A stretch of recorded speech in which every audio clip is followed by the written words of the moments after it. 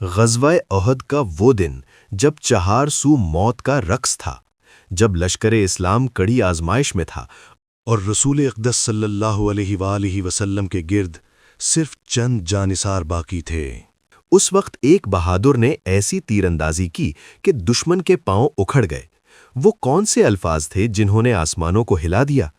وہ جملہ جو صرف حضرت سعد بن ابی وقاص رضی اللہ عنہ کا مقدر بنا۔ جاننے کے لیے ویڈیو آخر تک دیکھیں۔ وَوَصَّيْنَا الْإِنسَانَ بِوَالِدَيْهِ حَمَلَتْهُ أُمُّهُ وَهْنًا عَلَى وَهْنٍ وَفِصَالُهُ فِي عَامَيْنِ أَنِ اشْكُرْ لِي وَلِوَالِدَيْكَ إِلَيَّ الْمَصِيرُ وَإِن جَاهَدَاكَ عَلَىٰ أَن تُشْرِكَ بِي مَا لَيْسَ لَكَ بِهِ عِلْمٌ فَلَا تُطِعْهُمَا وَصَاحِبْهُمَا فِي الدُّنْيَا مَعْرُوفًا وَاتَّبِعْ سَبِيلَ مَنْ أَنَابَ إِلَيَّ ثُمَّ إِلَيَّ مَرْجِعُكُمْ فَأُنَبِّئُكُم بِمَا كُنتُمْ تَعْمَلُونَ۔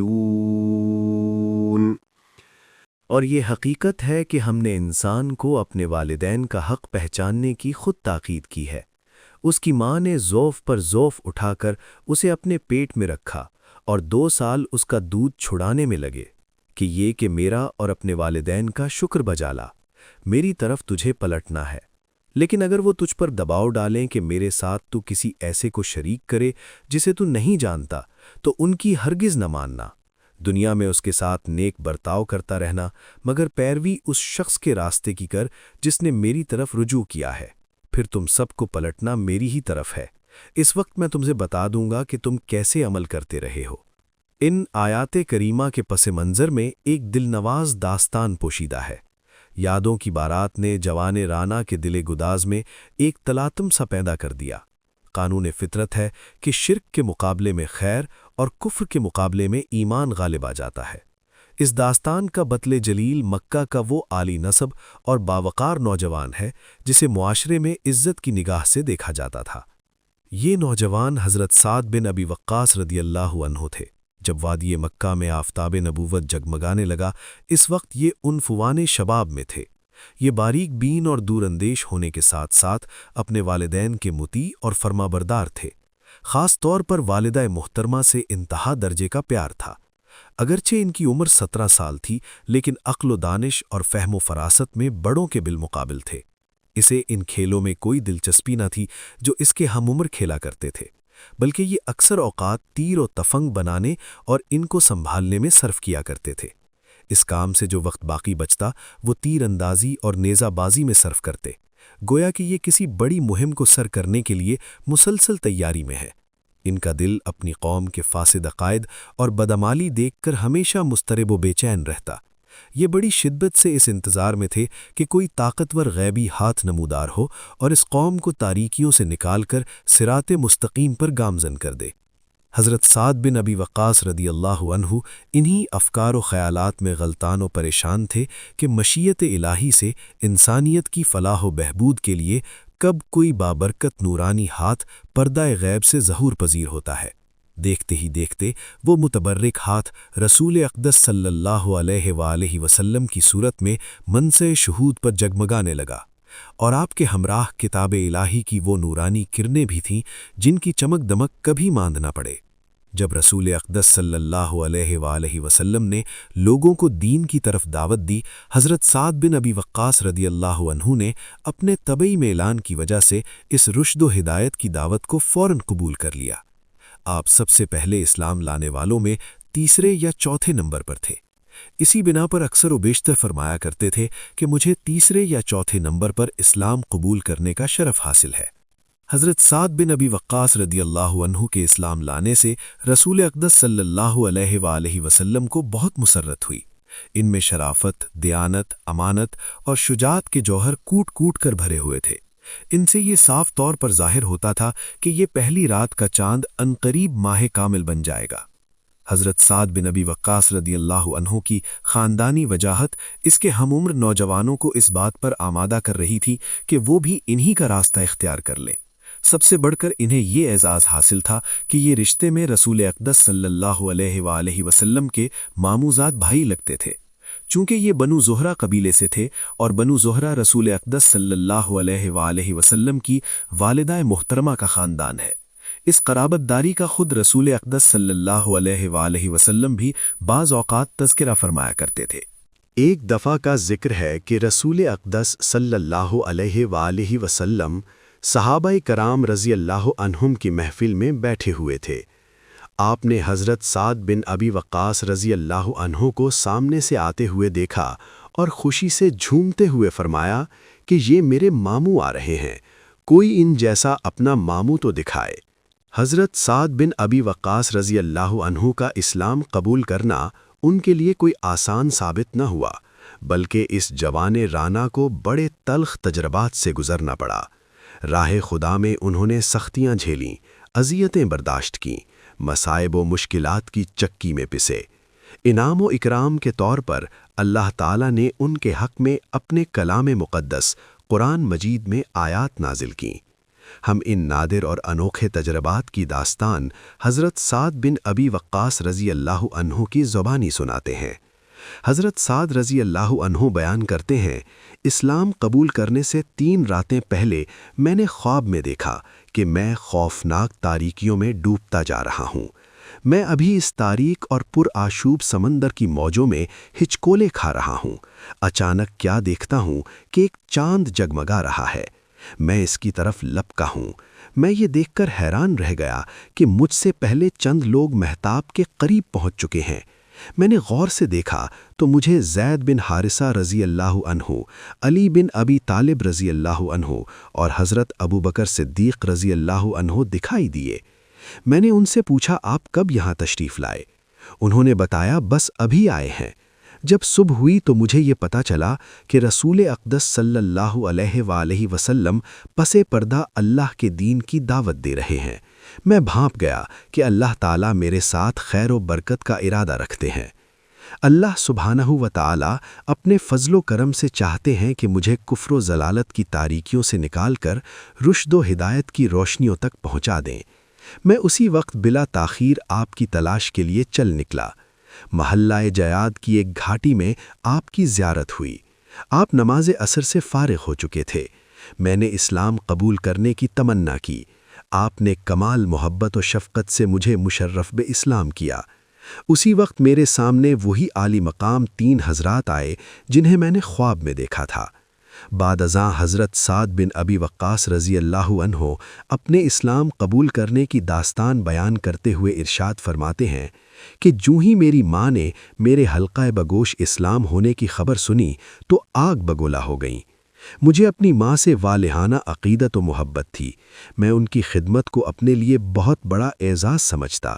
اس نے مجھ سے خفا ہو کر پوچھا، اے سعدیہ، یہ کیسا دین ہے کہ جس نے تجھے اپنے ماں باپ کے دین سے منحرف کر دیا؟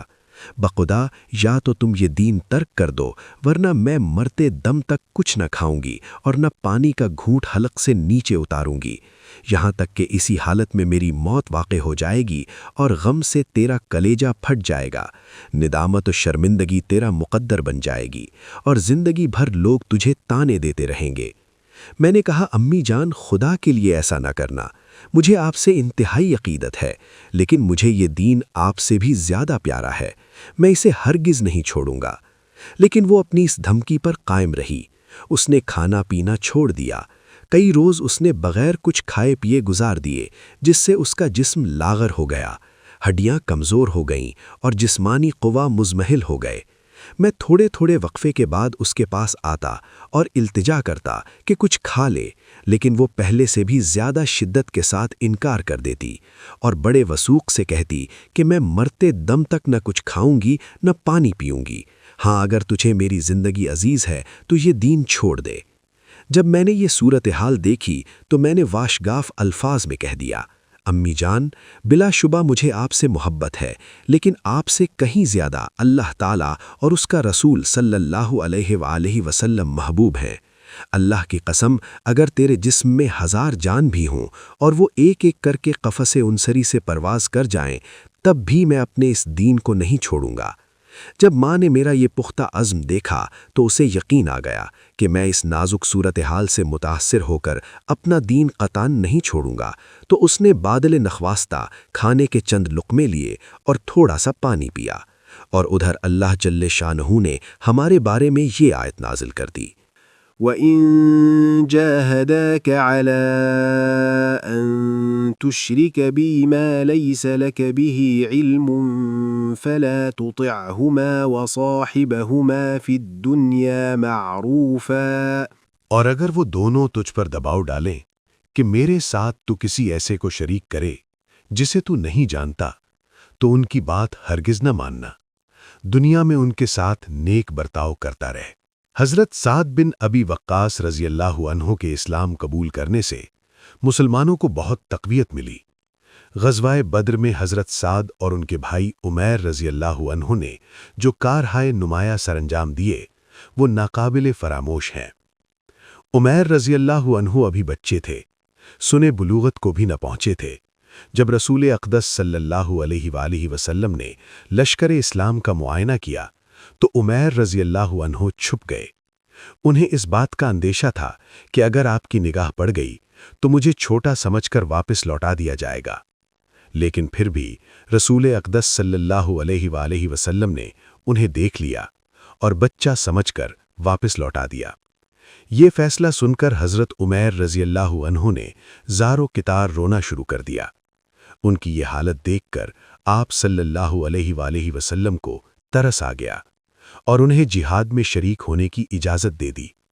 اجازت ملنے پر ان کے بھائی حضرت سعد رضی اللہ عنہ شادان و فرحان ان کی طرف آئے، اپنے ہاتھ سے ان کے کندھے پر تلوار لٹکائی، اور پھر دونوں بھائی جذبہ جہاد سے سرشار ہو کر میدان کارزار میں اترے۔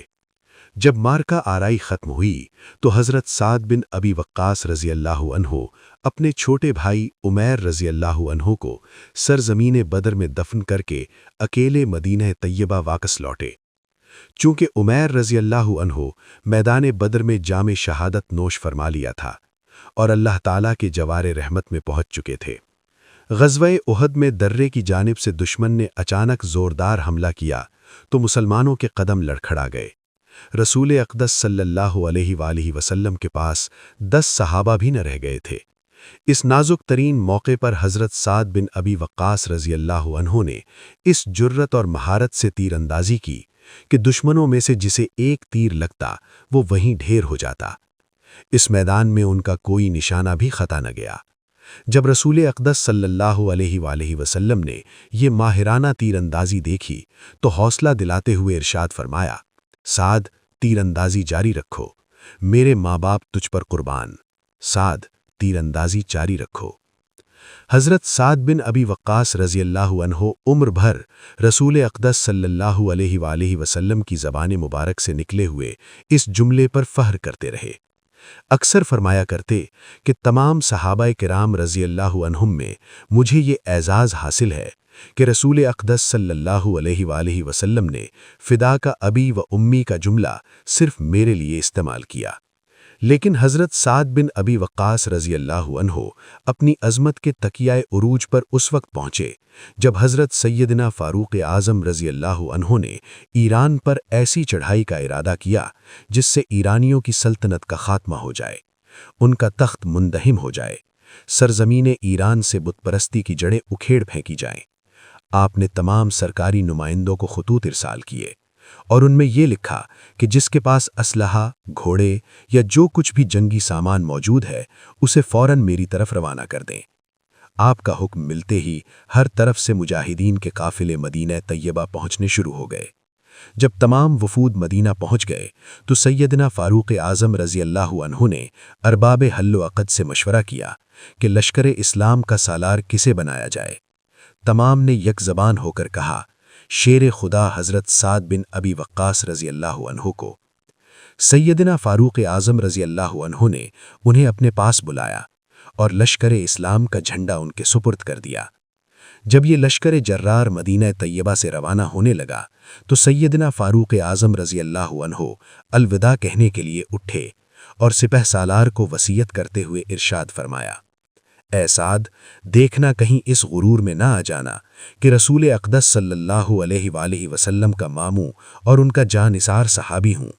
میری یہ بات اچھی طرح ذہن نشین کر لیں کہ اللہ تعالیٰ کبھی بھی برائی کو برائی سے نہیں مٹاتا، بلکہ ہمیشہ برائی کو نیکی سے مٹاتا ہے۔ اے سعد، یاد رکھنا، اللہ تعالیٰ کے ہاں خاندانی برتری کوئی حیثیت نہیں رکھتی، وہاں تو صرف اطاعت کو ہی بلند مقام حاصل ہے۔ دنیاوی اعتبار سے معزز اور کمتر لوگ اللہ تعالیٰ کے ہاں بالکل برابر ہیں۔ اللہ ان سب کا رب ہے اور وہ سب اسی کے بندے ہیں۔ وہاں تو فضیلت تقوی کی بنیاد پر ملتی ہے۔ اطاعت و فرما برداری سے ہی مقام بلند نصیب ہوتا ہے۔ ہمیشہ اس کام پر نگاہ رکھ جسے رسول اقدس صلی اللہ علیہ وآلہ وسلم نے سر انجام دیا۔ اس مشن کو آگے بڑھانا ہمارا اجتماعی فرض ہے، جسے رسول اقدس صلی اللہ علیہ وآلہ وسلم نے جاری کیا تھا۔ سیدنا فاروق اعظم رضی اللہ عنہ کی نصیحت سننے کے بعد یہ لشکر اپنے مشن پر روانہ ہو گیا۔ اس لشکر اسلام میں 99 بدری صحابہ، 310 بیعت رضوان میں شریک ہونے والے صحابہ کرام رضی اللہ عنہم، 300 فتح مکہ میں شرکت کا اعزاز رکھنے والے صحابہ کرام اور تقریباً 700 صحابہ کرام کے نوجوان بیٹے شامل تھے۔ حضرت سعد بن ابی وقاص رضی اللہ عنہ نے کمانڈر ان چیف کی حیثیت سے قادسیہ کے مقام پر لشکر کو پڑاؤ کرنے کا حکم دیا، وہیں لشکر کی ترتیب دی اور دشمنان اسلام سے زوردار مقابلہ کیا۔ لڑائی کے آخری دن مسلمانوں نے عزم کیا کہ آج فیصلہ کن مارکا آرائی ہو۔ انہوں نے دشمن کو چاروں طرف سے گھیرے میں لے لیا۔ مسلمان نعرہ تکبیر بلند کرتے ہوئے دشمن کی صفوف میں جا گھسے۔ چشم زدن میں ایرانی لشکر کے سپہ سالار رستم کا سر قلم کر دیا۔ ایرانیوں نے جب اپنے سپہ سالار رستم کا سر مسلمانوں کے نیزوں کی انیوں پر دیکھا تو حواس باختہ ہو گئے۔ نوبت بائیں جا رسید ہوئی کہ مسلمانوں سے ایک مجاہد ایرانی فوجی کے پاس آتا اور اسی کا ہتھیار چھین کر اسے قتل کر دیتا۔ اس جنگ میں مال غنیمت وافر مقدار میں مسلمانوں کے ہاتھ لگا اور 30,000 ایرانی فوجی تہتیغ کر دیے گئے۔ حضرت سعد بن ابی وقاص رضی اللہ عنہ نے لمبی عمر پائی۔ اللہ تعالیٰ نے وافر مقدار میں مال و دولت سے نوازا، لیکن جب موت کا وقت قریب آیا تو اپنا ایک بوسیدہ اونی جبہ منگوایا اور یہ وصیت کی کہ مجھے اس جبے کا کفن پہنانا، کیونکہ میں نے میدان بدر میں اس جبے میں جہاد کیا تھا۔ میری دلی خواہش ہے کہ میں اسی جبے میں اللہ تعالیٰ سے ملاقات کروں۔ حضرت سعد بن ابی وقاص رضی اللہ عنہ کے متعلق معلومات حاصل کرنے کے لیے درج ذیل کتابوں کا مطالعہ کریں۔ 1. الاستیاب 18/2، 2. الاصابہ 30/2، 3. اشہر مشاہیر الاسلام 525/2۔ حضرت سعد بن ابی وقاص رضی اللہ عنہ کا یہ جذبہ اور رسول اقدس صلی اللہ علیہ وآلہ وسلم کی یہ محبت ہمارے لیے مشعل راہ ہے۔ اگر اس واقعے نے آپ کے دل کو گرمایا ہے تو اسے دوسروں کے ساتھ شیئر کریں۔ اسلامی تاریخ کے ایسے ایمان افروز واقعات دیکھنے کے لیے ہمارے چینل کو سبسکرائب کریں، اپنی دعاؤں میں یاد رکھیں اور اپنا بہت زیادہ خیال رکھیں۔ اللہ حافظ۔